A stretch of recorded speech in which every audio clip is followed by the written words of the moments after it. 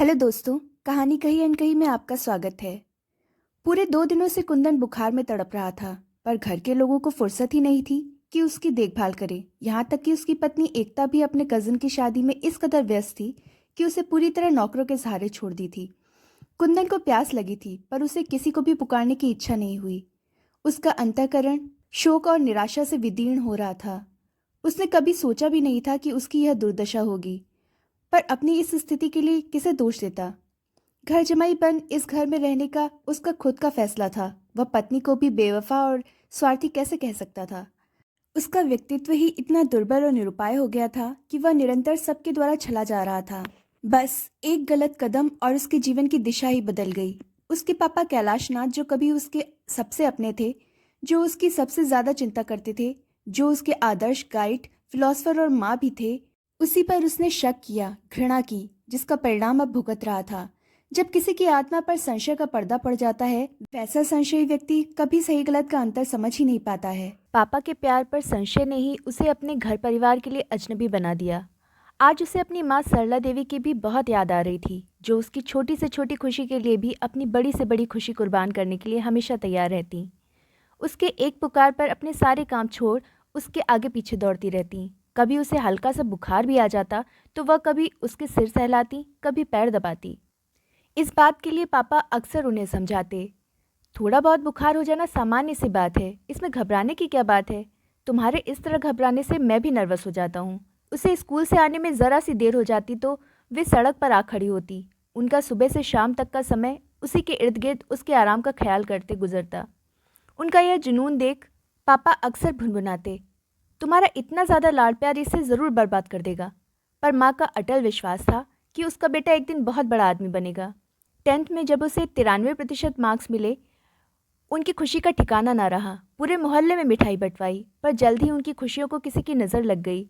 उन्हें लिवर का कैंसर हो गया। जैसे ही डॉक्टर ने उनके जीवन को 3 महीनों में सीमित कर दिया, उन्हें सबसे ज़्यादा यही चिंता खाई जा रही थी कि उनके बाद उनके बेटे का उनकी तरह ख्याल कौन रखेगा। एक बात उन्हें अच्छी तरह समझ में आ गई थी कि उनके जीवन में वक्त और हालात दोनों बदल गए थे, जो अब उनके वश में नहीं था। काफ़ी सोच समझकर अपने बचपन की सहेली और दूर के रिश्ते से बहन सुचित्रा को अपने 5 वर्षीय बेटी वसुधा के साथ अपने पास बुलवा ली थी। सुचित्रा असमय ही विधवा हो गई थी और बेटी के साथ कोई आश्रय ढूंढ रही थी। हालात ऐसे थे कि दोनों को एक दूसरे की ज़रूरत थी, इसलिए दोनों के बीच एक अपनत्व भरा रिश्ता कायम हो गया था। सरला के ऐसे दुर्भाग्यपूर्ण कठिन समय में सुचित्रा ने उसके पूरे घर परिवार को अच्छी तरह संभाल लिया था, तो सरला ने भी वसुधा को एक अच्छे स्कूल में एडमिशन दिला उसकी सारी जिम्मेदारी उठा ली थी। धीरे धीरे दोनों माँ बेटी उस परिवार का एक अभिन्न अंग बन गए थे। सुचित्रा को कुंदन का पूरा ख्याल रखते और पुत्रवत प्यार करते देख सरला ने उससे वादा लिया था कि उसके नहीं रहने पर वह उसके पुत्र को छोड़कर कहीं नहीं जाएगी, ताकि वह निश्चिंत हो इस दुनिया को छोड़ सके। सुचित्रा से वादा लेने के महीना भर बाद ही वह काल के गाल में समा गई थी। सरला के नहीं रहने पर सुचित्रा ने अपना वादा निभाया। कुंदन की देखभाल के साथ साथ उसको मानसिक संबल भी दिया। उसे माँ की इच्छा पूरी करने के लिए प्रोत्साहित करती रहती। माँ के जाने के बाद कुंदन पूरी तरह टूट गया था। माँ को भूलना उसके लिए आसान नहीं था। वह उसके रूह की गहराइयों से जुड़ी थी। फिर भी उसने अपना पूरा ध्यान और शक्ति पढ़ाई में लगा दिया, क्योंकि उसे अपनी माँ की इच्छा जो पूरी करनी थी। उसकी मेहनत रंग लाई और उसका एडमिशन आईआईटी कानपुर में हो गया। कानपुर जाकर वह ऐसा पढ़ाई में रम गया कि कम ही घर आता। घर आते ही उसे माँ की यादें विकल कर देती। उसकी समझ में नहीं आता विधाता ने उसकी माँ की जीवन यात्रा बीच में ही समाप्त कर क्यों उनके साथ अन्याय किया। गांव से दादी आ गई थी उसकी पापा की देखभाल के लिए, पर माँ की मृत्यु ने उसके पापा को भी मानसिक रूप से पूरी तरह तोड़कर बिखेर दिया था। फिर भी वह कुंदन की देखभाल और उसकी ज़रूरतों को पूरा करने के लिए पहले से ज़्यादा तत्पर रहते। एक सुचित्रा मौसी ही थी जो कुल जमा 3 सदस्यों के बीच कड़ियाँ जोड़ती रहती। जब वह इंजीनियरिंग के फाइनल ईयर में था, उसे पटना में रहने वाले उसके एक दोस्त कुणाल ने सूचित किया कि उसके पापा ने सुचित्रा मौसी से शादी कर ली है। सुनते ही दुख, क्षोभ और घृणा से उसका सर्वांग थरथरा उठा। इतनी बड़ी बात हो गई और पापा ने उसे बताना भी ज़रूरी नहीं समझा। वो तो उसके सबसे अपने थे, फिर उसे इतना पराया क्यों कर दिया कि उसे पूछना भी उन्होंने ज़रूरी नहीं समझा। उसके अंदर उथल पुथल सी मची हुई थी। फिर भी उसने पापा को फ़ोन नहीं किया। 2 दिनों बाद उसे पापा का भेजा हुआ लिफाफा मिला। उसे समझते देर नहीं लगी कि फ़ोन से बोलने की हिम्मत नहीं हुई तो लिख कर भेजा है। गुस्से में लिफाफे के टुकड़े टुकड़े कर डस्टबिन में डाल दिया। रात भर माँ को याद कर निशब्द रोता रहा। दूसरे दिन ही उसने मन ही मन फैसला कर लिया कि वह कभी लौटकर पटना नहीं जाएगा। पापा ने उसे समझाने की बहुत कोशिश की, कानपुर तक आए। वह मौन साधे प्रतिक्रिया विहीन बैठा रहा। उसकी मूक आंखों का उपालम पापा को भी अंदर तक आहत कर गया। पापा ने उसे बहुत समझाया कि इस शादी से तुम्हारे जीवन में कोई अंतर नहीं आया है, सब कुछ पहले जैसा ही है। आज भी हम दोनों तुम्हारे उतने ही अपने हैं जितना कि इस शादी के पहले थे। पर वह नहीं माना तो नहीं माना। पापा की शादी करते ही उसे वह घर पराया लगने लगा था। जिस सुचित्रा मौसी में कभी उसे माँ के दर्शन होते थे, अब छलनामयी विमाता नजर आने लगी थी। इस उम्र में पापा का शादी करना उसकी नज़रों में एक मर्यादाहीन आचरण था जो लोगों की नज़रों में उसे शर्मसार कर रहा था। फाइनल ईयर का रिजल्ट आते ही उसे नौकरी मिल गई। बिना घर पर सूचित किए वह रांची आ गया था। घर के सभी लोग परेशान थे। वह भी काफ़ी अकेला और दुखी रहने लगा था। उसी दौरान अपने साथ काम करने वाले विवेक से कुछ ज़्यादा ही जुड़ गया था। विवेक के घर उसे पनाह मिली। विवेक की माँ के लिए वह बहुत जल्दी अपने बेटों से भी प्यारा हो गया।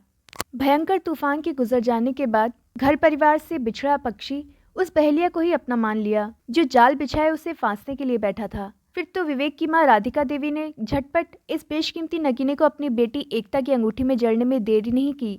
पहले तो घर बैठे बिना किसी दान दहेज के मिले इस दामाद को उस घर में खूब मान सम्मान और प्रेम मिला।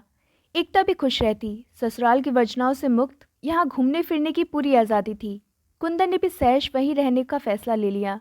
पर जल्द ही कुंदन को एहसास होने लगा था कि घर में चाहे वह जितना भी खर्च करे, उसका मान सम्मान घर के बेटों सा नहीं था। साथ ही मायके में रहने के कारण पत्नी का बड़बोलापन भी बढ़ रहा था। कुंदन की देखभाल और ख्याल रखने के बदले उसे अपने बनाव श्रृंगार और शॉपिंग की धुन रहती। दिनों दिन उसके मौज मस्ती की सीमाएं बढ़ती जा रही थीं। नए नए आधुनिक ढंग के कपड़ों गहनों पर उसका ज़्यादा ध्यान रहता। पति उसके लिए बस पैसा कमाने का मशीन मात्र था। सासू माँ जो पहले उसकी माँ होने का दावा करती थी, अब उसे सुनाना शुरू कर दिया था कि हमारे घर में रहने वाले की रोज रोज आवभगत तो नहीं हो सकती। कुंदन को आवभगत की चिंता नहीं थी। उसे तो उसी प्यार की तलाश थी जो उसके माँ पापा कभी उससे करते थे। धीरे धीरे सबके दिल में उसके लिए प्यार घटते ही जा रहा था। अब तो स्थिति यह हो गई थी कि बीमार होने पर भी किसी के पास समय नहीं था कि उसकी देखभाल करे। कुंदन को लगने लगा था कि अपने पैरों पर स्वयं ही उसने कुल्हाड़ी मारी है। तभी अपनी पत्नी एकता की आवाज़ सुनकर कि तंद्रा भंग हुई। वह रामू से कह रही थी, साहब उठे तो उनसे पूछकर दवा और खाना दोनों खिला देना, मुझे आने में थोड़ी देर हो जाएगी। एकता के जाते ही वह उठ बैठा। घर में सिर्फ वह और रामू थे। अचानक उसके मन में अपने पापा और सुचित्रा मौसी की स्मृति मुखर होने लगी। उनका प्यार याद कर उसका मन विकल हो उठा। वह तुरंत उठकर कपड़े बदलकर और कुछ कपड़े बैग में डाल ड्राइवर को गाड़ी निकालने के लिए बोला। अब और अपमान का दंश झेलना उसे गवारा नहीं था। ऑफिस से पूरे 1 महीने की छुट्टी ले उसी समय पटना के लिए रवाना हो गया।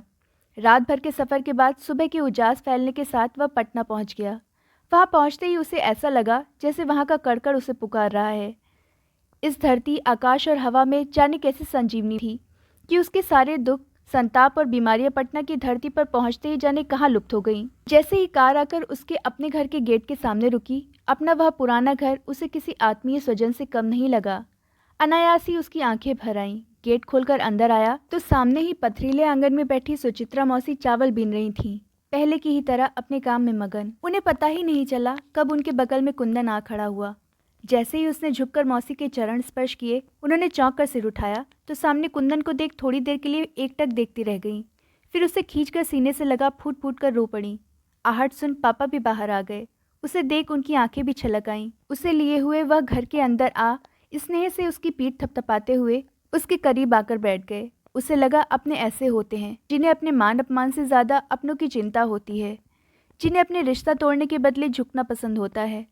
वर्षों बाद ढेर सारा प्यार, स्नेह और अपनापन पाकर वह आत्मविभोर हो उठा। घर आकर उसे बेहद शांति का अनुभव हुआ। जीवन में मिले अपमान, ठोकरें और बेगानेपन ने उसे अपनों का महत्व समझा दिया था। एक दिन जिस घर से उसे विरक्ति हो गई थी, आज वही घर उसे प्यार का सागर नजर आ रहा था। रात में खाना खाने के बाद मौसी ने उसका बिस्तर उसके उसी पुराने चिर परिचित कमरे में लगवा दिया। वह सारा काम समाप्त कर उसके सिरहाने आ बैठी। पहले की तरह ही सिर सहलाते हुए बोली, मैं जानती हूँ मैं ही तुम्हारी अपराधी हूँ, पर तुम मेरा विश्वास करो, ये शादी हमें मजबूरी में करनी पड़ी। सरला दी के गुजर जाने के बाद आस पड़ोस के लोगों की शर्मनाक फप्तियों ने हमारा जीना मुहाल कर दिया था। खुलेआम लोग हमें बदनाम कर रहे थे। वसुधा को भी तानों उल्हानों से लोग परेशान कर रहे थे। हमारी समझ में नहीं आ रहा था क्या करें। हम दोनों माँ बेटी इस घर में पूरी तरह सुरक्षित थे। तुम्हारे पिता के लिए भी अपना घर और नौकरी दोनों इस उम्र में संभालना मुश्किल था। इसलिए ही हम दोनों ने शादी का फैसला लिया। हमारे इस फैसले को तुम समझ नहीं सके और घर छोड़ दिया। तब से मैं तुम्हारा ही इंतज़ार कर रही थी। अगर तुम नहीं चाहोगे तो चाहे मुझे जितनी भी कठिनाइयाँ झेलनी पड़े, मैं इस घर में नहीं रहूंगी। वसुधा को साथ ले घर छोड़ दूंगी, पर अब तुम्हें इस घर से जाने नहीं दूंगी। मैंने सरला दी को वचन दिया था तुम्हारी खुशियों का पूरा ख्याल रखूंगी। फिर भला मैं कैसे तुम्हारी खुशियों के आड़े आ सकती हूँ। उनकी आंखों से उनका वात्सल्य आंसुओं के रूप में उमड़ पड़ा। थोड़ी देर तक वह निशब्द रोती रहीं। जब उठकर जाने लगी तब कुंदन ने उनका हाथ थामते हुए कहा, मौसी, क्या आप अपने इस नालायक बेटे को एक बार माफ़ नहीं कर सकती? मैं वादा करता हूँ आगे आपको कोई शिकायत का मौका नहीं दूंगा। उसके व्यवहार से हैरान व आश्चर्य मिश्रित दृष्टि से उसे निहारने लगी। मैंने एक और गलती की है। बिना आप लोगों को बताए मैंने शादी कर ली। आशा है आप दोनों मुझे माफ़ करेंगे। अरे सच, मेरी बहू को कहाँ छोड़ा है? उसे साथ क्यों नहीं लाए? जाने कब से दरवाजे पर खड़े उन दोनों की बातें सुनते उसके पापा कमरे के अंदर आ गए। पहले अपना ट्रांसफ़र तो पटना करवा लूँ, फिर हमारा पूरा परिवार साथ रहेगा। फिर तो देर तक आपस में घर परिवार और बहू की बातें होती रहीं। जब सब सोने चले गए वह बैठा एकता को मैसेज भेज रहा था, अब मैं लौटकर घर जमाई बनने तुम्हारे घर नहीं आऊँगा। अगर तुम मेरे साथ मेरे घर की बहू बनकर रहना चाहती हो तो तुम्हें अब पटना आकर मेरे पास रहना होगा, मेरे माता पिता के साथ, वरना आगे तुम खुद समझदार हो।